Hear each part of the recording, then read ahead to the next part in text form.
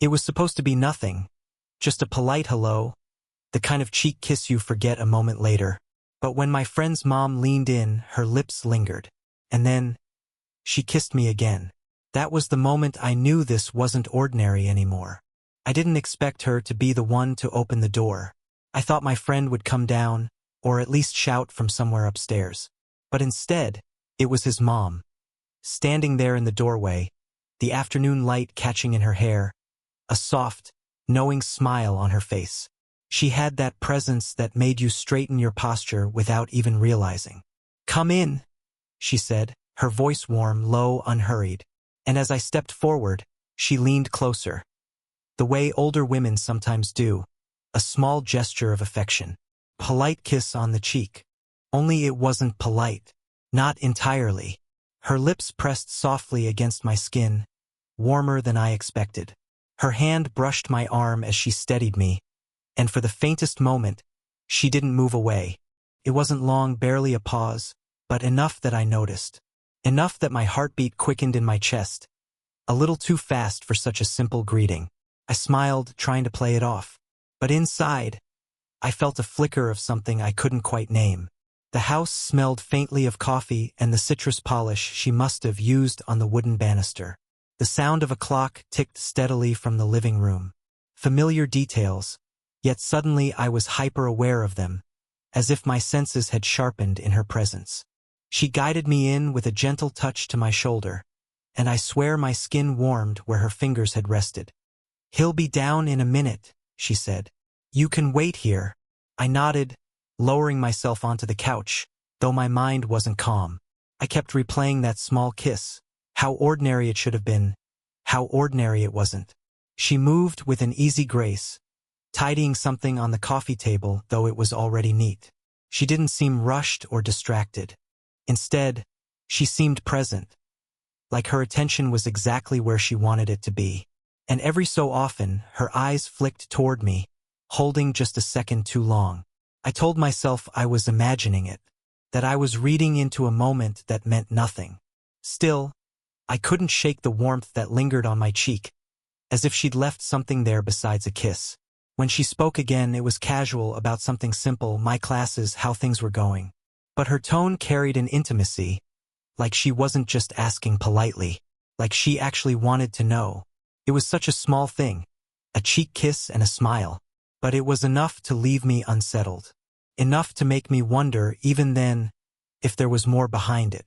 Because the truth is, some moments don't feel small when they happen. Some moments arrive quietly, but they stay with you. And for me, it all started with the way my friend's mom kissed my cheek, and didn't let go right away. I don't know why it felt different when we were alone in the living room. Maybe it was the silence. My friend still hadn't come down, and in his absence, the house seemed quieter than it should have been. The faint hum of the refrigerator carried from the kitchen, and the tick of the clock filled every pause between us. She moved with the kind of ease that comes from years of living in the same space, putting a mug back in the cupboard, adjusting a cushion that didn't really need adjusting. And yet, I couldn't shake the feeling that her attention was drifting back toward me more often than the tasks at hand. When she spoke, her voice was soft, conversational, but there was a weight in the way she asked her questions. "How are you finding school this semester? Do you still write in that notebook I saw you with last year?" They weren't the questions people asked just to be polite. They were closer, more personal. I tried to answer casually, but I could feel myself overthinking every word, as though what I said mattered more than it should. And every time she looked at me, it was like she was really seeing me, not just as her son's friend, but as me. At one point, she set a glass of water in front of me. Our hands brushed, just lightly, but the touch lingered, neither of us pulling back right away. The kind of moment that would normally go unnoticed, yet somehow felt like the air had shifted. Then it happened again. She leaned in close, perhaps to reach for something on the coffee table, perhaps for no reason at all. Her lips brushed my cheek. Another kiss. Not rushed, not casual. Slower this time, deliberate. And she didn't immediately pull back. Her hand rested briefly against my arm, her thumb grazing over the fabric of my sleeve, as if testing some invisible boundary. I froze, not out of discomfort, but out of a strange awareness that if I moved, the moment would break. When she finally did step back, her expression was calm, almost unreadable, except for the faintest curve at the corner of her mouth, as though she knew exactly what she'd done. I sat there, trying to steady my breathing, my thoughts tangled. A simple kiss on the cheek shouldn't mean anything. But twice with that kind of pause, it left me with questions I couldn't voice. Was it intentional? Was it kindness? Was I imagining the extra closeness in her voice, the way her eyes lingered on mine? I wanted to ask, to break the silence, but I didn't. Instead, I just sat there, feeling the warmth of her lips still ghosting across my skin, wondering if she could see the flush in my face. And though the moment passed, it stayed with me, lodged in my chest like a secret I wasn't ready to name. The longer I sat with her, the less it felt like small talk. There was something in her tone, something in the way she leaned forward slightly when I spoke, that made every word feel heavier than it should. And little by little, the conversation shifted from the safe and ordinary into something deeper. It started when she asked, almost casually, "Do you ever feel like life is moving too quickly?" I paused, caught off guard. She wasn't asking about homework or my weekend plans. She was asking something more personal. So I told her the truth, that sometimes I did, that I worried about missing opportunities, about not knowing what I was supposed to be chasing. She smiled faintly, her eyes dropping to the coffee cup in her hands. "It doesn't get easier," she said softly. "One day you wake up and realize years have slipped by. Your kids aren't kids anymore. And all the things you thought you'd still have time for." She trailed off, her voice quieter now. I'd never seen her like that. My friend's mom had always seemed unshakable, confident, composed, always in control. But sitting there across from her, I saw something else, a quiet vulnerability, a hint of regret. I didn't know what to say at first. Part of me felt I shouldn't even be in this conversation, like it was meant for someone older, someone who could relate. But she kept looking at me, waiting, almost needing me to respond. So I did the only thing I could. I listened.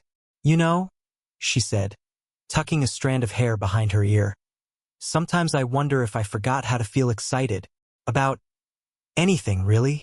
Her words hung in the air, and for a moment, all I could hear was the sound of my own heartbeat, steady and loud. I leaned forward slightly, my elbows resting on my knees. "I don't think you've forgotten," I said carefully. "I think maybe you've just been too busy taking care of everyone else to notice." She blinked, surprised, and then she laughed, not the kind of laugh that fills a room, but the kind that slips out when someone feels unexpectedly seen. Her eyes softened, and she looked at me in a way that made my chest tighten, like she wasn't just hearing my words, but letting them land. For a few seconds, neither of us spoke. She fiddled with the chain of her necklace, her fingers turning the pendant slowly. Her legs were tucked beneath her, her body angled toward me as though she'd forgotten all about the distance that should have been there. And I realized, with a jolt, that I wanted to reach out, just lightly, to place my hand over hers, to let her know she wasn't alone in whatever she was feeling. But I didn't. Not yet. Instead, I held her gaze, and she held mine, longer than she should have, longer than I was ready for. It wasn't a kiss this time. It wasn't even a touch. But it felt just as powerful. Because for the first time, I knew. This wasn't just me imagining things. Something unspoken was happening between us. By the time the afternoon stretched toward evening, I told myself it was time to leave. I had been sitting there far too long, waiting for my friend who never seemed to appear, caught in a conversation that felt nothing like the ones I was used to. I stood, thanking her for the coffee, for the company, for everything really. Though my voice carried a nervous edge I hoped she didn't hear. She walked with me toward the door, her hand brushing lightly against my arm as if to guide me. And then it happened again. Just as I turned to say goodbye, she leaned in, the way she had before. A kiss on the cheek. Only this one wasn't quick, wasn't polite. Her lips lingered, soft and warm against my skin, and I froze in place, my breath caught halfway in my chest. Her hand came up gently, resting at the back of my neck, her thumb brushing the edge of my jaw in a way that felt impossibly tender. Time seemed to slow. The hallway light glowed softly above us, and the faint scent of her perfume wrapped around me, pulling me closer even though neither of us moved. She didn't pull back right away. She just stayed there, lips against my cheek, hands steady at my neck, as if testing the moment, waiting to see if I'd retreat. I didn't. When she finally eased away, her eyes found mine, steady, calm, but carrying something I couldn't ignore anymore. Not politeness, not casual affection, something heavier, something deliberate. I wanted to say something, anything, to ask her what she meant, why she kept doing this, but my voice betrayed me.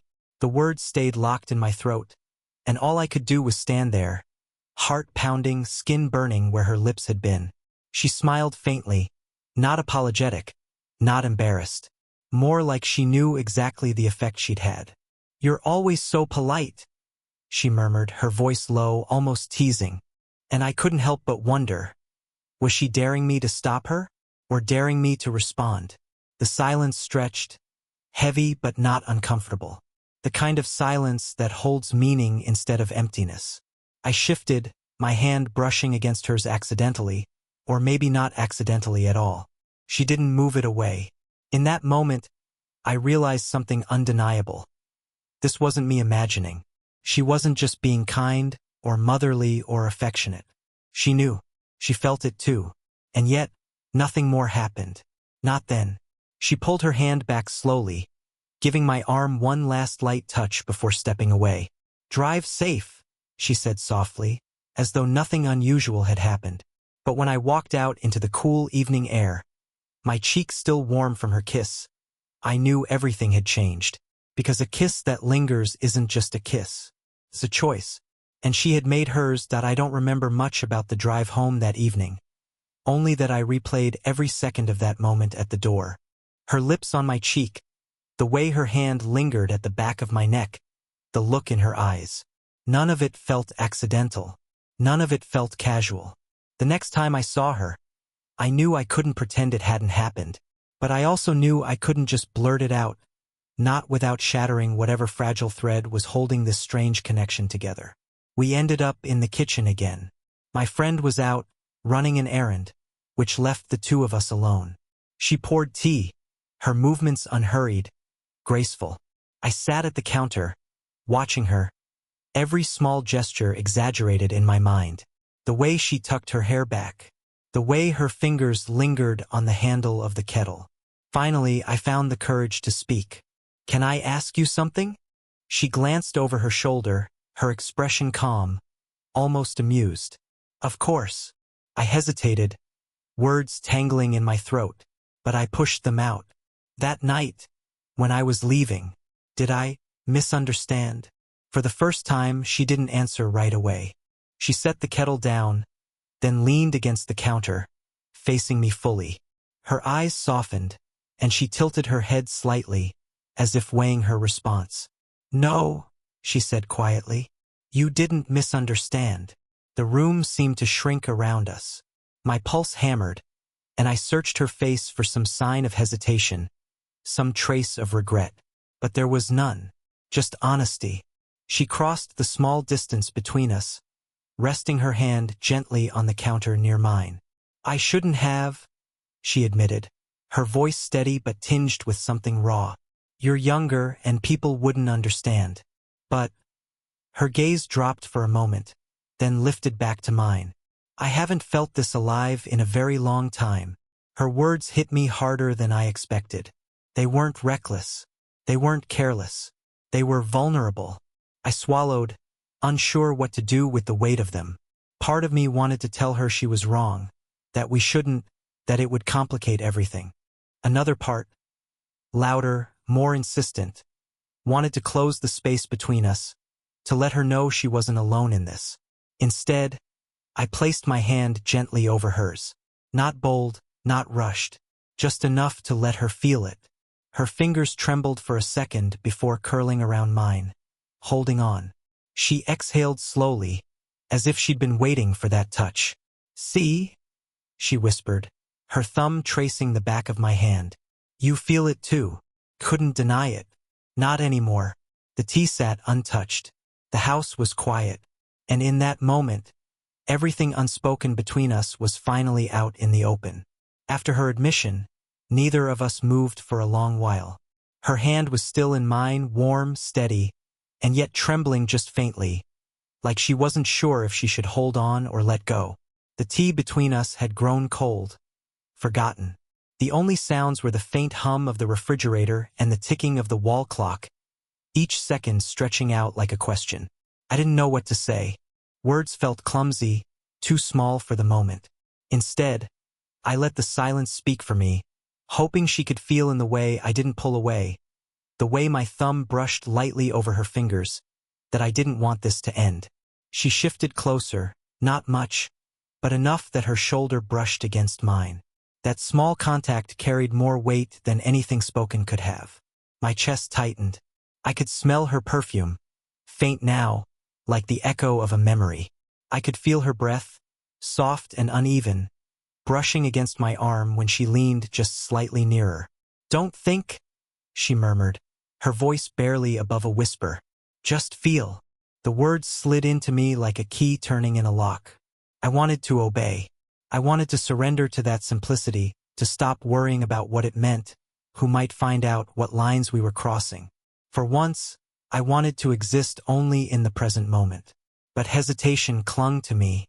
My mind raced, about my friend upstairs, about the years between us, about how easily this could all fall apart. And yet, when I glanced at her, saw the quiet pleading in her eyes, the way she held her breath like she was waiting for me to either close the distance or step away, the hesitation began to fade. Slowly, carefully, I leaned in, not enough to bridge everything, but enough to show her I wasn't running. Our arms pressed together, her hand tightening around mine. She tilted her head, just slightly, so that her hair brushed my cheek. The intimacy of it was overwhelming. We didn't kiss. Not then. But it felt like we were on the edge of something we both understood, something we both feared and wanted at the same time. Finally, she pulled back the smallest bit, just enough to meet my gaze. This can't be simple, she said softly, her voice steady now, though her eyes shimmered. But neither of us imagined it. I nodded, unable to find words. My heart was pounding too loudly in my ears. For the rest of the evening, we sat like that, shoulders touching, fingers intertwined, suspended in a fragile peace. It wasn't a declaration. It wasn't a plan. It was just a decision, unspoken but real. Neither of us was willing to let go. When the evening drew to a close, I knew I couldn't stay any longer. The weight of what had just unfolded between us hung heavy in the air, but not in a way that felt suffocating. More like a fragile truth we were both protecting. I rose slowly from my seat, my hand reluctant to slip from hers.